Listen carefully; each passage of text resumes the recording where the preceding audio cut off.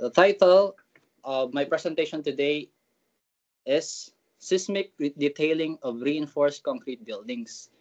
And by the way, again, I am Engineer Aceron Umar Vinspi.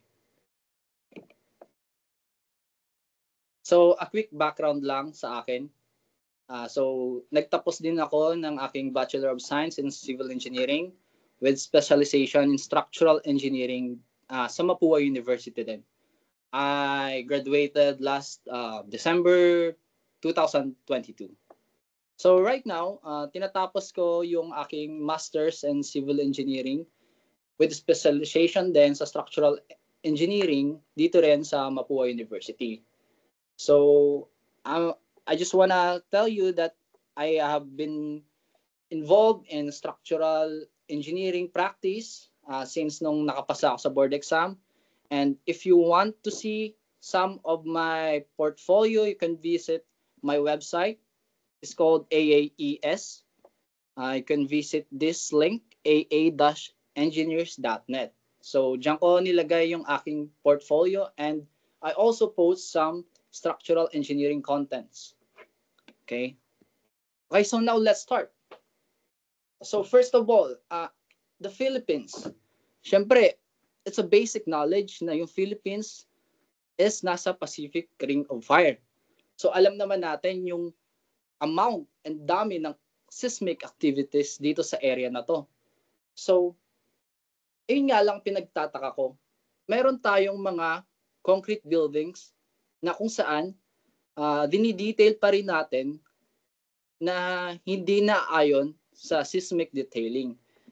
Given na nga yung dami ng seismic activities. So, in result, ganito yung mga damage na kuha ng ating mga buildings. Katulad na lang ng nakikita nyo sa picture. Okay. So, what's the solution para sa ating mga concrete buildings? Ito yung tamang seismic detail. So, dito na papasok yung ating topic. So, before that, I want to ask you, what is the reason behind seismic detailing of reinforced concrete? Ano yung rason? Ano yung dahilan? So, yun yung itatackle natin ngayong araw. So, syempre, tanong ko sa inyo, na ano nyo na ba to? Parang nadaanan nyo na sa inyong study ng reinforced concrete design itong tinatawag na seismic detailing. Syempre, as an undergraduate sa ating college, ang unang tinuturo when it comes to reinforced concrete design is yung mga basic provisions ng NECP. Ito yung sections 401 to 417 and 419 to 426. So, sapat nga ba yung mga sinasaad ditong provision na to para i-convert natin into real practice? Kumbaga, sapat ba yung mga provisions nun para makapag-detail tayo ng mga concrete buildings? So, yeah, let's discuss that. Okay, so umpisa natin sa statement na to. Structures must be strong and tough. So, unang-una, yung structures natin, syempre, dapat strong. Yun yung number one duty natin. Palakasin natin yung structures bilang mga designers nitong mga structure na to. So, doon napapasok yung mga natutunan natin during our college days. So, yung mga provisions na yon, yung mga natutunan natin sa ating subjects, lalong-lalo ng reinforced concrete design, yun ay para palakasin yung structure, para matirhan ng tao. Kumbaga, iserve niya yung purpose niya na mainly tumayo yung building, hindi siya mag-collapse. Ngayon, based sa aking sentence na to, statement na to, structures must be strong and also tough. So, ano yung kaibahan ng tough sa strong? So, pag sinabi mo ng tough, merong ibang counterpart na yan. So, let's break it down. So, ano ba yung toughness na sinasabi? So, toughness is demonstrated when materials, unang-una, can bear or support substantial loads. So, syempre, tough ka kung kaya mong sumuporta ng mabibigat na puwersa, na loads. Yun yung unang criteria para masabing tough. Pangalawa, can endure repeated or cyclical loading. So ano yung mga types or examples ng repeated or cyclical loading? Siyempre, andyan na yung mga seismic forces and wind loading. Siyempre, paulit-ulit. Kasi pag sinabi mong yung gravity loads lang, hindi naman siya paulit-ulit, di ba? Isahan lang siya. Okay? But when it comes, pag dumating na sa seismic forces, syempre wave, minomodel natin as wave ang earthquake forces. So, yung ating structure, makakaranas yan ng tinatawag na repeated loading. And pangatlo, can dissipate energy. So, masasabi mong tough ang isang structure kapag yung na-experience niyang seismic force or lateral force or repeated force, kaya niyang i-absorb at pababain ang impact. So, dyan na papasok yung concepts ng damping, kung saan yung waves ng isang energy is gusto niyang mapunta into zero. So, yun yung parang pinaka-general concept ng energy dissipation. So, these materials also exhibit ductility. So, when it comes to ductility, it refers to toughness. Kasi pag sinabi mong ductile ang isang structure, ito yung mga structure na kaya mag-undergo ng significant deformation, pero na-maintain nila yung capacity na magsuporta ng mga applied loads. Okay? Okay? And then, the seismic design and detailing special provisions are aimed at ensuring the necessary toughness and ductility. So ito pala, yung seismic detailing pala na topic na to is para maging tough and ductile yung ating structure. Hindi lang strong ha, tough and ductile rin. So meanwhile, other building provisions such as sections 401 to 417 and 419 to 426 focus on delivering the required strength, durability, integrity, and serviceability. So ito na yung sinasabi ko na yung mga provisions na na-aral natin during our RCD days, ang nabibigay lang nila is strength, durability, integrity, and serviceability. Sa strength, syempre yung kakayahan niya, yung capacity niya to carry the static loads. Then sa serviceability, syempre, dyan papasok yung mga deflection, dinidesign natin sila doon, di ba? So, ayun. So, ngayon, yung seismic detail, dito na papasok yung pagiging resistant ng structure natin laban sa mga seismic forces. Okay, seismic zones. So, seismic zones, ito yung mga classification ng area or isang lugar na nababase sa lakas ng impact ng isang seismic event. So meron ang una dyan is zones 0 and 1. Ito yung mga low seismic risk, mga area na mahihina yung risk ng lindol. Pangalawa, zones 2 and 3, moderate seismic risk. Pangatlo is zones 4, or ito na yung pinaka-worst, yung high seismic risk. Okay? So, ang Pilipinas daw, meron niyang dalawa lang na zone, na seismic zone. Tandaan nyo to ha, zone 2 and zone 4 lang. Okay? So, ito yung hati ng mapa ng Pilipinas kung saan makikita mo yung dalawang zones. So, mapapansin nyo, yung zone 2 is sa bandang kaliwa na ang halos ang sakop lang is yung Palawan, and then yung bandang sa Tawi-Tawi sa pinakababa. And then the rest sa kanan is zone 4 na. So, ayun. So, parang sinasabi dito na dominant yung pagiging high seismic risk sa Pilipinas. Okay, next. Now, let's talk about the main lateral force resisting system or structural systems. So, ayun, nasabi ko na yung ating parang number 1 kalaban dito, yung seismic forces. So, pag sinabi mong seismic forces or wind forces, ito ay mga lateral forces. Bakit lateral? Kasi dun siya umiepekto significantly sa ating lateral direction. So, dapat i-design mo yung structure mo na lumalaban sa lateral forces. Kaya may nabuo or may na-coin na word or phrase na lateral force resisting system. So, nire-resist niya yung lateral forces.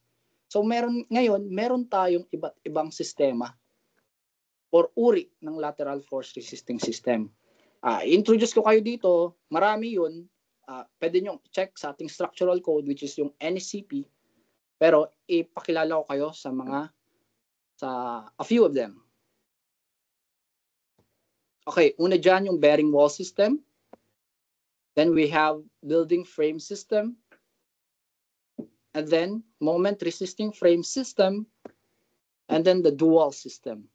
So these are only a few. Marami pa yan, okay? Okay, now that I introduced you na sa mga different systems. Now let's talk about the detailing.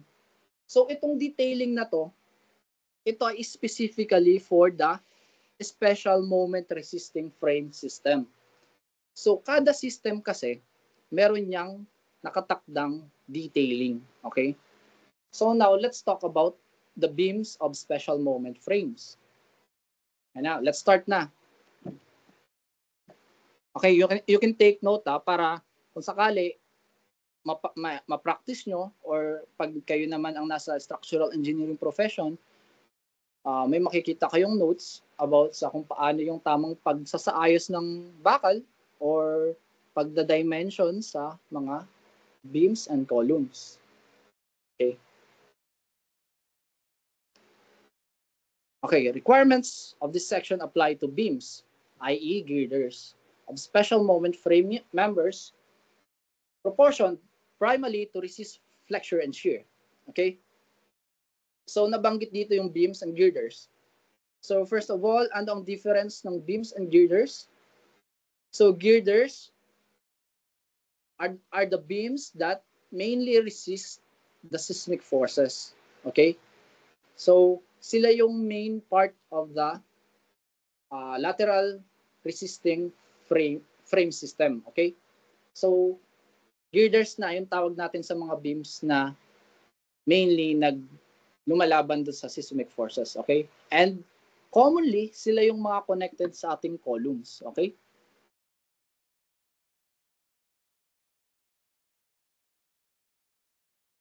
Okay, let's talk about the dimensional limits of a special moment frame beams. Okay? First is that the clear span for the members L sub n measured from face to face of supports shall be at least 4 times the effective depth. Okay? So ngayon, yung haba or yung span length ng ating beam ay dapat at least minimum na yung 4 times effective depth. So syempre, alam naman natin yung depth. Okay? Ito yung pinaka malaking dimension ng cross-sectional area ng beam or girder. Okay, next. Okay, another dimensional limit ng beams, yung width down ng ating member or B sub W shall not be less than the smaller of. First is 0.3 times the height, where H is the overall beam depth. Then 250 mm. Okay? So ganito yung pag-size ng ating mga beams. So tandaan nyo to So pag kayo pinag-size na kayo ng beams, dapat hindi nyo na ma-consider yung mga masyadong maliliit like 100 mm, 150 mm, 200 mm. Medyo mag-start na kayo dapat sa 250 mm kasi yan yung prescribed ng code. Lalo kapag naka-SMRF kayo. Another dimensional limit is that the width of the member shall not exceed the width of the supporting member C sub 2 plus a distance on each side of the supporting member equal to the smaller of first, the depth of the supporting member C1, i.e. dimension perpendicular to C2 and the 0.75 of C sub 2. So, itong provision na to, itong line na to, ang sinasaad dito yung hanggang saan yung width ng ating beam kapag i-connect mo siya sa column. So, you can verify this sa ACI for better illustration. Okay? Ito naman, the beam shall at least have 2 continuous bars at both top and bottom faces. So, parang minimum na pala yung 2 continuous bars, 2 continuous longitudinal bars sa both face ng ating beam. So, tanungin ko kayo, kapag na, syempre, minsan, or usually, sa college na lagi nating na-encounter is the simply supported beam.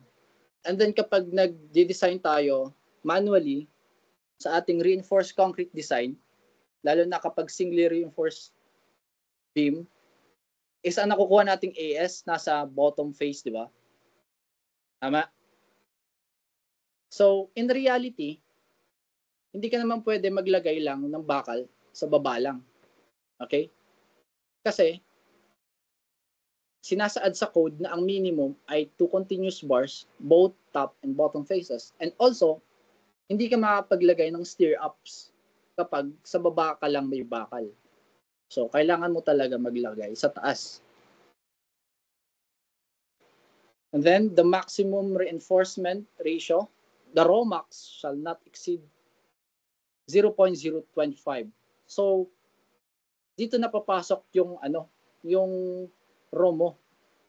So, para sa mga, for quick recall lang, yung raw natin is AS over BD. Right? Ratio yan ng reinforcement area mo to the cross-sectional area ng concrete. So, sabi dito, yung raw max mo, maximum na to, dapat 0.025 na. Okay?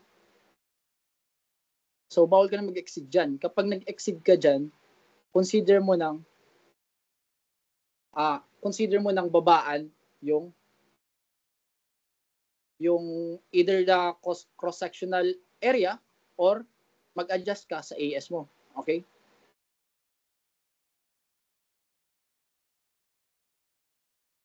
Okay naman. At any section except where the AS provided is greater than or equal to 4/3 of the AS required by analysis, AS minimum or yung minimum reinforcement area mo shall be the greater of 1.4 multiplied by the width of the member times depth all over by the yield strength ng steel. And then, the 0.25 multiplied by the compressive strength, the FC prime, times the width of the member of the beam times the depth of the beam all over the yield strength of the steel. So, kailangan masatisfy daw to. Ito yung AS minimum. So, yung minimum provisions, kapag nagdi-design tayo ng concrete, ito rin yung AS minimum natin doon. So, parang reiterate lang dito sa seismic detailing itong provision na to. Then, let's now talk about the longitudinal reinforcement of the beams. So, kapag sinabi mong longitudinal reinforcement, ito yung mga beams na, ito yung mga reinforcement na, okay, drawing ko. So, dito siya nag-aak. Ito yung direction niya. Meron kasi tayong transverse reinforcement na yung bakal is pa ganon. Ibig sabihin, transverse. Nasa transverse direction siya. Okay? Okay, ito yung stir-ups. Ito yung longitudinal. Okay, first, yung positive reinforcement mo daw shall not be less than 1/2 of the negative moment strength provided at the face of the joint.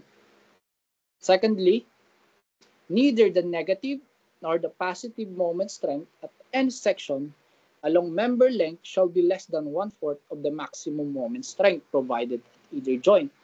So, nababanggit dito yung yung negative tsaka positive reinforcement. So, saan to nagmula?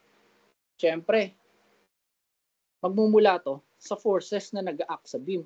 So tayo as civil engineers, dapat marunong tayo bumalik sa ating mga basic concepts. So dapat kabisado natin ang moment and shear diagram. Okay? So drawing natin. Ano, kunyari, fixed beam. So, meron kang uniformly distributed load. Okay? So, paano yung moment niyan? Yung shape ng moment niyan? So, dapat, alam mo, na malaki yung negative malapit sa support, and then the positive moment is in the midspan, and back to the negative moment na malapit sa support.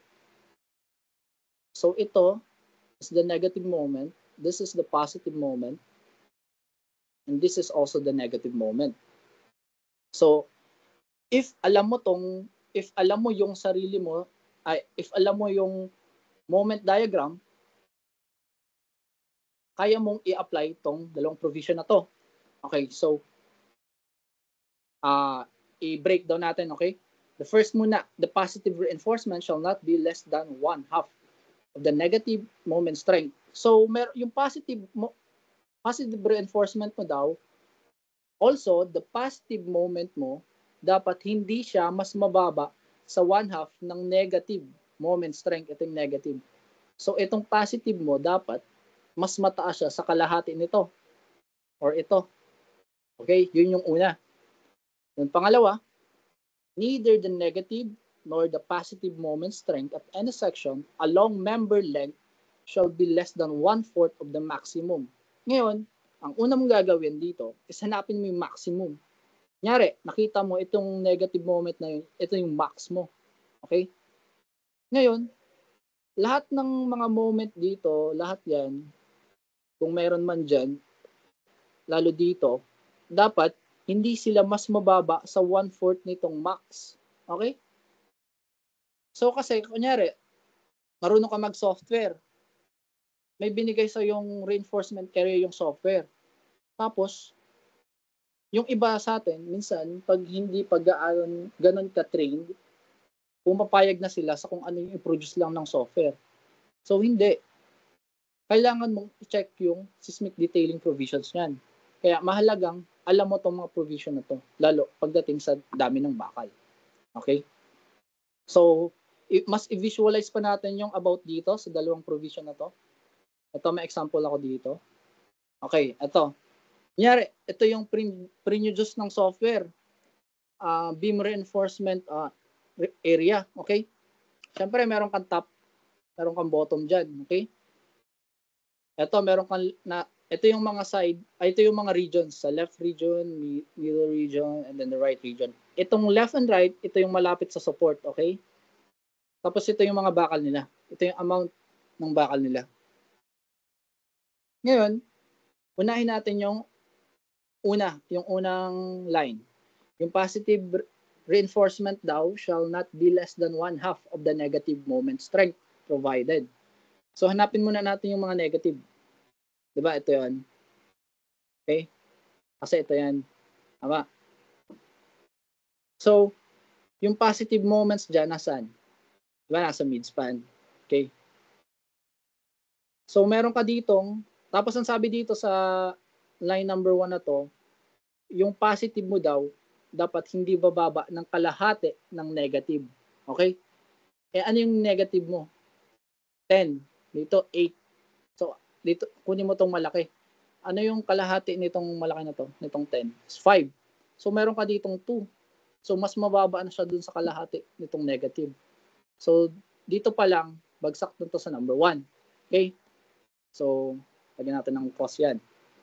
Then, yung pangalawa, neither the negative nor the positive moment strength, yun nga, yung kahit ano daw na moment strength, mapa-negative, mapa-positive, dapat ay hindi mababa sa 1/4 nung maximum moment strength. Okay? So, hanapin mo muna yung maximum. Ito din, 10. So, kung makikita mo dito, meron kang 2. So, mas mababa ulit siya sa 1/4. Ano ba ang 1/4 ng 10? 10 over 4 is approximately 2.5. Okay? So, yung 2 mas mababa sa 2.5. So, that's also wrong. So, pwede natin silang i-improve by applying these provisions. Okay? Ulitin natin sila. Ito, yung sa middle, naging 6 na. Pwede natin itaas yan para maging tama. Okay? And then yung dito, naging 4 na. Mas mataas na sa 2.5. Okay. Ayun na. Doon na natin masasatisfy itong lines na to. Okay, next. Okay, now let's talk about lap splices. So, ano ba yung lap splices? Lap splices is kapag yung bakal mo, yung length ng bakal mo is not commercially available. Kunyari, meron kang beam, drawing ko ulit, meron kang continuous beams. Okay.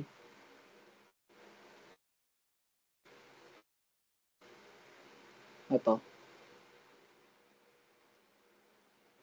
And then, ang length nito is, sabihin natin 8 meters. Okay. Then also 8. Then yung rebar length mo is ano lang, sabihin natin 10.5 meters. Okay. So, kunyari, maglalagay ka ng bakal, syempre, develop length muna.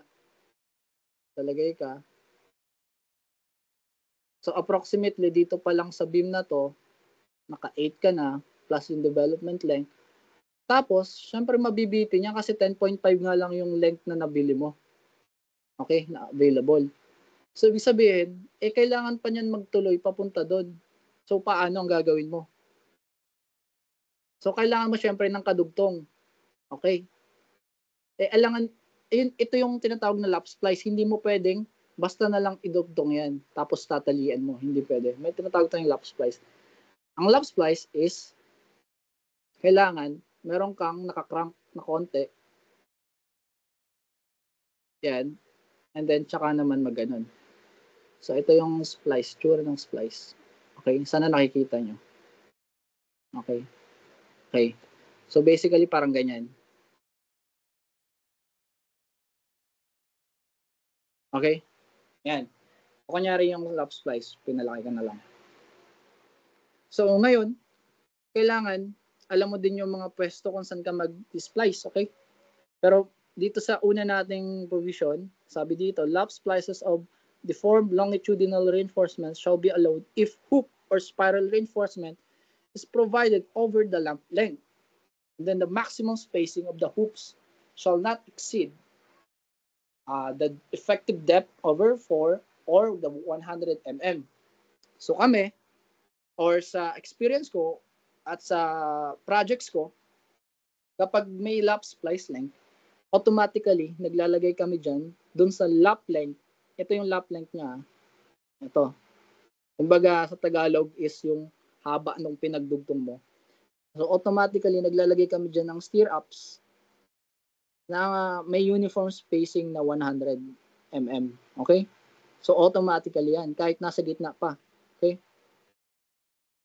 So yun yung nasasabi rin kasi sa code. Okay?